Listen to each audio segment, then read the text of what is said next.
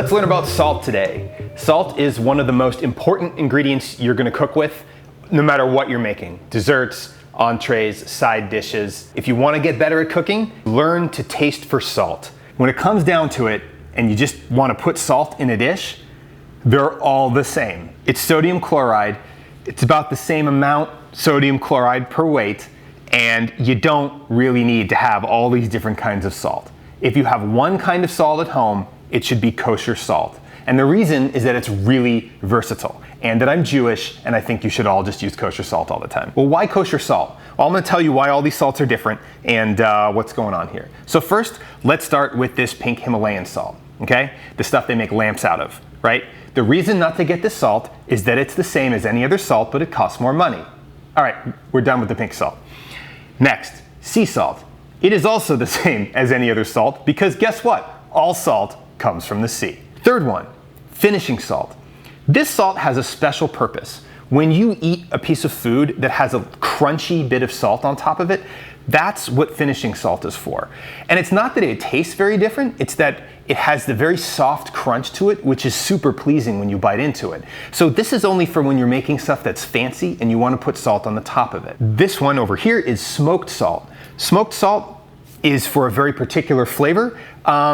I don't ever use it. These two right here are both kosher salt. Kosher salt is good because it's big and flaky enough that you can spread it over things really evenly. For instance, if you want to salt a cut of meat or a piece of tofu, it makes it really versatile and easy to use.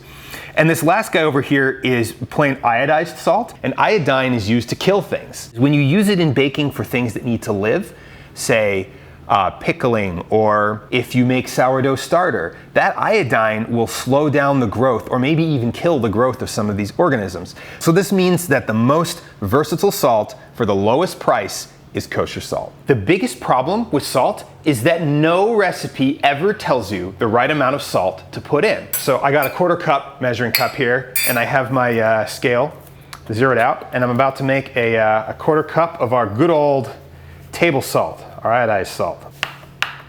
Even it out, level it off here. And we'll dump it into our little weighing vessel. And I find that a 1/4 cup of salt is about 83 grams for table salt. Cool, good to know. Table salt, 83 grams. Second, we're gonna use one of my favorite brands of kosher salts. It's not that it's a better salt. Again, all salts are about the same. It's that it's the salt that I'm the most used to.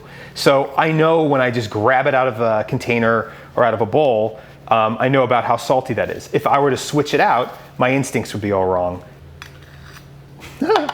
And we'll dump that guy in there. 36 grams. 36. That's less than half as salty. If you were using kosher salt and put in the same amount, it wouldn't be nearly as salty as if you use table salt. I can tell you maybe 1 or 2 cookbooks I've read where they've said anything about it at all. This is also kosher salt. So you'll see a recipe that says kosher salt. You might have bought the brand I just used. You might have bought this brand. Let's put it in the scale. 61 grams. Can you believe that? We were at 36 before? So what we've seen is that the same volume of salt can be 30, 60, or almost 90 grams of actual salt content. And in the case of the last two, they were both kosher salts. Honestly, you gotta taste your food when you're cooking.